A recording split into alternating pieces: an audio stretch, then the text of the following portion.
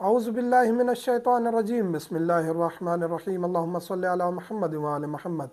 مومنین کرام، ایک سوال کثرت سے پوچھا جا رہا ہوتا ہے کہ سجدے گاہ ہے ہمارے پاس اور سجدے گاہ کے اوپر نقش ہیں، آیا ہم نقش والی جگہ پر پیشانی رکھیں کیونکہ وہاں اہل بیت کے نام لکھے ہوئے ہیں، نقش ہے، روضہ بنا ہوا ہے، تو یا اس کو الٹا کر کے رکھیں؟ اگر نقش اتنا ابھرا ہوا ہے کہ آپ کی پیشانی اس پر نہیں ٹک سکتی تو اس پر سجدہ درست نہیں ہے۔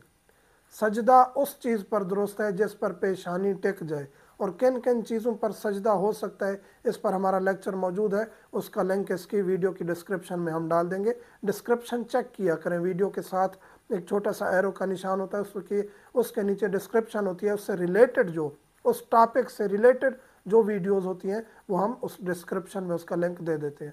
تو سجدے گاہ کے اوپر جو بھی سائیڈ ہے اور پلین سائیڈ جو ہوتی ہے اس کے اوپر سجدے یعنی پیشانی ٹک جاتی ہے، اور آپ اس سجدے گاہ کو الٹا رکھ سکتے ہیں، کوئی حرج نہیں ہے۔ یعنی وہ اسماء یا نقش یا جو بھی ہے اس کو آپ الٹا رکھتے ہیں تو اس میں کوئی توہین نہیں ہے۔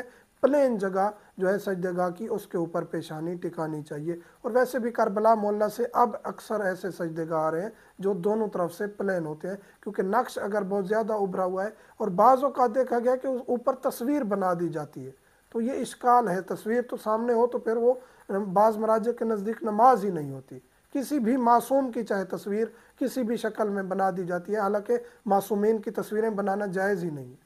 تو سجدے گاہ ہو یا جو بھی چیز ہو، ان کو علم مبارک ہیں وہاں عراق میں زیادہ تر جو ہے وہ مولا عباس کا، مولا حسین کا جو ہے وہ نقش بنا دیا جاتا ہے، تو یہ اشکال ہے، ایسا نہیں کرنا چاہیے۔ اور عراق کی یا ایران کی ہر رسم ہمارے لیے حجت نہیں ہے، ہر وہ چیز ہمارے لیے حجت ہے جو مراجع عظام کا فتویٰ ہے۔ مومنین سے ملتمس ہوں، دعا میں یاد رکھا کریں۔ والحمدللہ رب العالمین۔